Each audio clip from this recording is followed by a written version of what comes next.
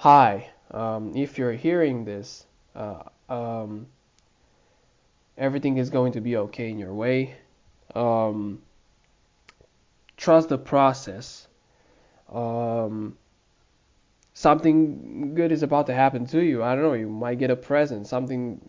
You might have a breakthrough or something. Things will go better than you expect. Trust the timing of your life. Trust the process and live in the present moment. Don't be stuck in the past for too much because you're gonna get to overthinking, and overthinking, is like is deadly, as I always say. Um, Try to live in the present moment. Try to take a deep breath. Breathe in, breathe out, like all that kind of stuff. Um, Speaking of present moment, I want to talk about this book called Fear: Essential Wisdom for Getting Through the Storm, which I think is a great book. Um, Obviously, fear more than ever is something that we all face. We all go through fear. We all have fears. I can say a bunch of things. I can give you a lot of examples, but you know, like someone has fear of dying, fear of death. Someone has fear of heights. I can go on and on. The list goes on and on. Um, Especially through these, in the 21st century, the century of depression and anxiety. Fear is, something that we all think about. Like we all have a fear of something. Um, but um, what I want to talk about is this book, but I want to read some sentences that I thought that they were interesting from this book. So you can read a book, you can find it on whatever you have. I think you can find it on Google Play or something like that. You can read it online. It has like 112 pages, so it's a easy reading. Um, so in the introduction, in the beginning, in the page 5, um, fearlessness, it says to be mindful means to look deeply, to touch our true nature of inner being, and recognize that nothing is ever lost. Nothing is ever lost, and it's important to be mindful. Um, I was listening to this audiobook called The Art of Communicating, and they were saying, I think it's from the same author. Um, it talks about how important it is to understand that nothing is ever lost, and the fact that um, uh, uh, you know you uh, the fact that you try to be mindful is so important, and that makes a difference. And in that book, it talks about how mindful walking can help you communicate better, communicate your feelings, and actually talk to people. If you're, introverted, um, it helps you. Mindful walking, just walk, just take a walk. I don't know, around the block, or uh, walk in the park. Take a walk in the park. Take yourself on a walk in the park. You just walk. If you have somewhere to go, and there's I have two options. One, use a car, or two, the second option is to like walk. You actually walk. Choose walking by yourself, and it might help you. And uh, who knows, maybe it will help you, you know, with your emotions. Maybe you can open up, or maybe you can uh, talk a little more about your feelings. Maybe it might help. Um, Everyone has like fears, but what is important is that um, you shouldn't let that fear become you. You are not that fear. You're not just. I was talking about that um, a couple of days ago. You're not your thoughts. You're not, especially your negative thoughts. I wanna say that. Just you're not your negative thoughts. That includes your fears. You are not your fears. Like you can overcome those fears. And when you do, trust me, you become a better person, and you become better. Like when you face your fears, when you will face your fears, you will become better than you think you will be. Like you just have to try, and you are better than that. You're greater than that. So yeah, um, that's what I um, uh, that's one sentence from Introduction to Fearless. Another sentence is Introduction. It's in the same. It's on the same page on Introduction to Fearlessness. It says right now, today, we are still alive, and our bodies are working marvelously. Our eyes can still see the beautiful sky. Our ears can still hear the voices of our loved ones, which I think is so important to take a minute and just think about this sentence. And it's so, like, it's true. Um, Sometimes you can feel stuck, or you can feel like there's no hope, or okay, I'm scared of this, like there's no way out. And one thing that you can do is just to take a breather, um, look outside, look at the beautiful sky, look at the, just be in the nature, go outside and look at the beautiful trees and leaves. Um, as this says, my eyes can still see the beautiful sky. Like, it's about being thankful.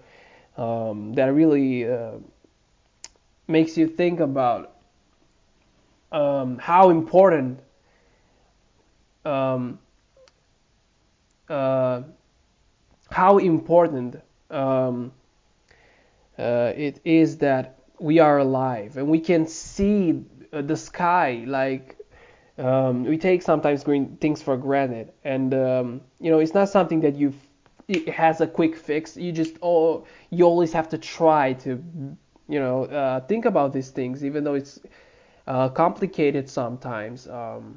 Just stick your head out the window, look at the nature, look outside, because you might feel stuck if you stay at home too much.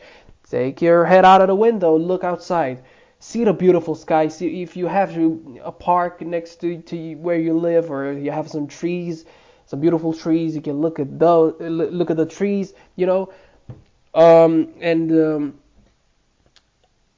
acknowledge the fact that today you're still alive.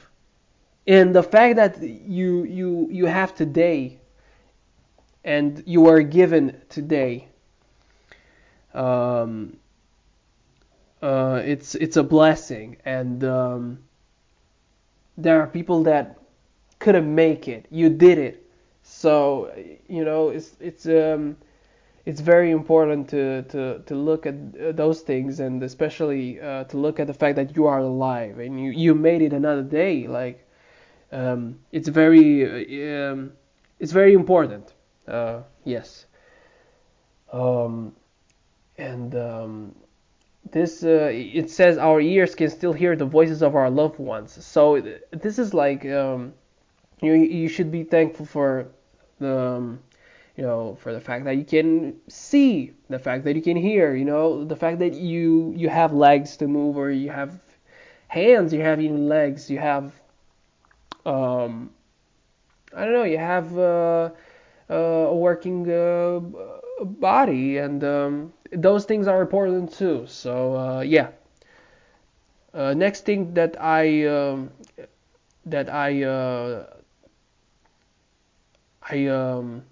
thought that it was important in this book. It's actually um, a story uh, from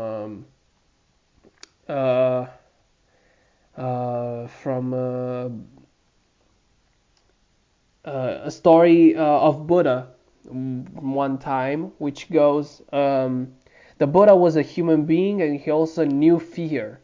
But because he spent each day practicing mindfulness and looking closely at his fear, when confronted with the unknown, he was able to face it calmly and peacefully. There is a story about a time the Buddha was out walking and Agilama, no, my bad, Angilimala, I'm sorry, a notorious serial killer came upon him. Angilimala shouted for the Buddha to stop, but the Buddha kept walking slowly and calmly. Angilimala caught up with him and demanded to know why he hadn't stopped. The Buddha replied, Angilimala, I stopped a long time ago. It is you who have not stopped. He went on to explain, I stopped committing acts that cause suffering to other living beings. All living beings want to live. All fear death. See, what I was talking about earlier. People fear death is like the most common thing that people fear. We must nurture a heart of compassion and protect the lives of all beings. Startled, Angilimala asked to know more. By the end of the conversation, Angilimala basically became a monk and never wanted to be a serial killer or kill anyone ever again. That's what the story is about. So, yeah, this is a very interesting thing from this book. Still in the introduction of fearlessness. Another thing that I thought that was interesting was from page 11, a time before, and says, in this flood I see clearly the presence of oh no, my bad, in this food, I don't know what I said, but in this food I see clearly the presence of this entire universe supporting my existence. So I'm thankful for the food that I receive every day, and just the simple fact that I have food, it's the universe supporting my existence. So the universe wants me to keep going. Yeah. So the next sentence is from page 12. A time before, it says, "We have grown up. We are now capable not just of defending ourselves, but of living fully in the present moment and giving to others." So when you learn how to, I believe, when you learn how to live in the present moment, you just learn how to love yourself, and then you can give to other people. And you can show other people peace and love back, which. Yes, I think it's an important sentence in this book. So another thing is from the original fear, still in the page 15. It says, "Contemplating the future without fear." So you can think about the future without fear. That means that things will go well, essentially. Another sentence is, "Don't go back to the past." Exactly what I said in the beginning. Don't go back to the past. It's only a ghost. It's unreal. And it says, "And whenever we recognize that these are only movies and pictures, not reality, we are free." That is the practice of mindfulness. It is the practice that you just get close to your fear, and you become peaceful once that you are mindful, and you're meditating about this. One thing that I noticed is that these movies and pictures, which are presented to us as reality, it's very um, um, how should I say this? It's a very um, uh, like is seen in your dreams. It's very present in your dreams, and some people might believe every dream means something. No, it's just that your brain playing a movie. It's like a movie. It's a picture. It's not a reality. That's why every time you wake up, you didn't drown or you didn't fall from a building. You was just in your bed. It was just a dream. That's why we need to treat things with, with calm, and look at things with peace, or at least try to. All right, so this sentence is from page 17, reconciling with our past. It says, even when nothing bad is happening, that doesn't prevent us from feeling fear. So we are always, no matter what, we can have a good time. We can just be at a party. We are still have our fears with us. So it's not important to, just um, eliminate the fear, but be friends with the idea of, facing the fear. Just not, treat the fear like you would treat a baby. You know what I mean? Just carefully. Um, just if you are in a good, I don't know, just say you are on a vacation or a party, that doesn't mean that fear left you. It's still with you there. You still have a fear, um, you're still thinking about it, even though you don't. You're like in your subconscious mind, you still have that fear, like you're still thinking about it. Um, so this I found very important in this book. It's from page 18, reconciling with our pasts. With our past, it says we are capable of great change, both internally and also in our ability to influence the world outside us, because we are scared, we are fatigued, we don't know what to do. But the only need, but we only need to practice mindful walking and mindful breathing to cultivate the energy of mindfulness and understanding. Understanding when it comes helps us release our fear, our anger, our hate, and so on. Love can only be born on the ground of understanding. So we need to take a moment to treat things with calm, and then we can understand our emotions and our feelings. And love is our highest frequency, and fear is like the lowest frequencies. And when you treat things with calm, and you're peaceful, and you try to you try to practice these things, you might have a better understanding of your fear, and um, love is love can be born, basically. So yeah, another sentence, it says unconditional acceptance is the first step in opening the door to the miracle of forgiveness. So that's interesting. When you accept things, um, it can mean something good, when you accept things and you don't have expectations.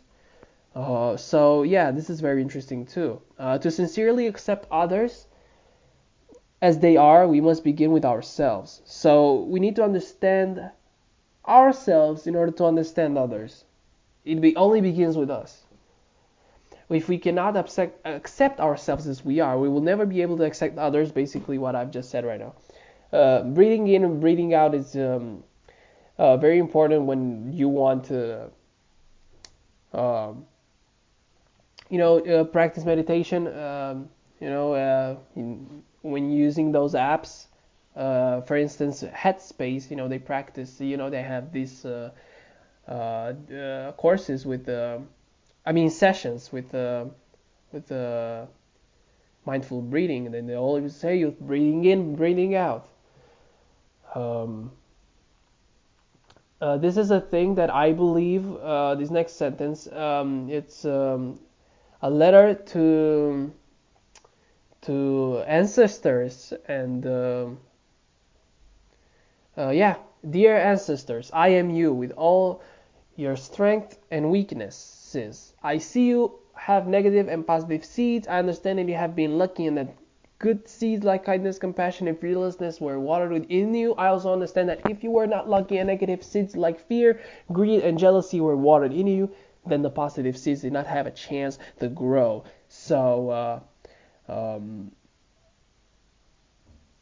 know, when you put the seed is not the same the same time the time that you put the seed is not the same time that you get the fruit, you know. And um, it is important to do things that your future self will thank you for, so you need to plant the seeds now, you know. um, this is a thing uh, about fear of death. You know, we all fear death, and the one day that we are going to die is one of our greatest fears, uh, as I mentioned before. And we will have to grow old. This is what they say. Surely I will have to grow old. This is the truth that is universal and inevitable. I have to grow old. This is a truth that I cannot avoid. And I have to face. These are things that I have to face. This is what I was talking about. You will face death, and you have to. You gotta face it. It's the truth. It's a universal truth. Um, this is another important thing. Running away from our fear ultimately makes us suffer and makes others suffer, and our fear only grows stronger. We must be able to accept this as reality, as the truth, and not just as a logical fact. That's true. If you hold on and if you keep having that fear and don't face it, it will grow on you, you know, and it will grow stronger, as they say. It only grows stronger. And when you try to face it, you're gonna feel weird. I know that. I've been there. I got that. I got the T-shirt. I tried to face my fear. I was shaking. My whole body was shaking. But then I faced my fears, and um, good things will happen to you if you do the same. So, one thing that this book suggests is to invite your fear into consciousness and smile through it. Even every time you smile through your fear, it will lose some of its strength. Very important. So if you treat things with positive, you will get positive back, and the fear will just, you know, basically lose its power. You're going to have positive things in your life, and you will focus on the more important things when you lose that fear. So they say if you try to run away from your pain, there's no way out. You're going to face your pain, you know, you have to. So only by looking deeply into the nature of your fear, that's the only way that you can find a way out. Buddha said, it is possible to live happily in the present moment. It is the only moment we have. It is the only moment that we have. Life is just a continuation of the present moment. We only create our present by only choosing to face our fears. And the here and now, this is what they say, the here and now, I have arrived. I am home in the here, in the now. I am solid. I am free. In the ultimate, I dwell. Also, this is important. On No Coming, No Going, on page 36, it says, when we celebrate someone's birthday, instead of singing happy birthday to you, it may be better to sing happy continuation day to you. Your birth was not your beginning, but only your continuation. You were here already in other forms. So what this sentence suggests is that we were here in another form, in another, I don't know, universe, on another realm, on another planet, maybe as another body, in another form. Maybe we were spirits before we were born. This is something to meditate about. Also,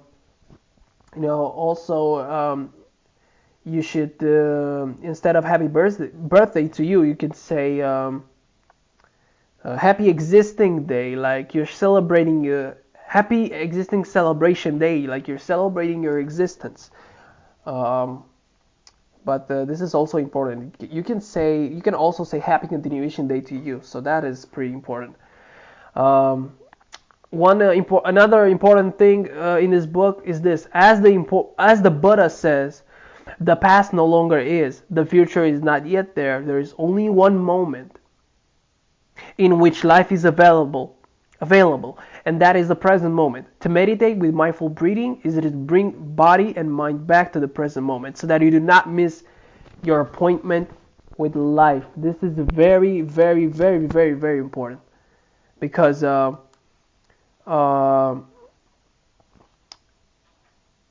because you should focus on the present moment, as I said, and uh, that way you don't miss your appointment with life, and that is a very interesting thing. Also, the past is not me. I'm not limited by the past. The present is not me. I'm not limited by the present. The future is not me. I'm not limited by the future. So, what fear says in your brain is that you have a limitation, that you stop there.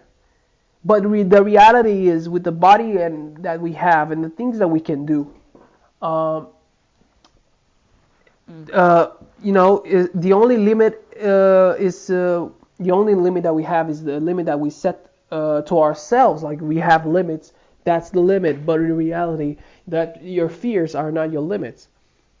And you should think about it. It's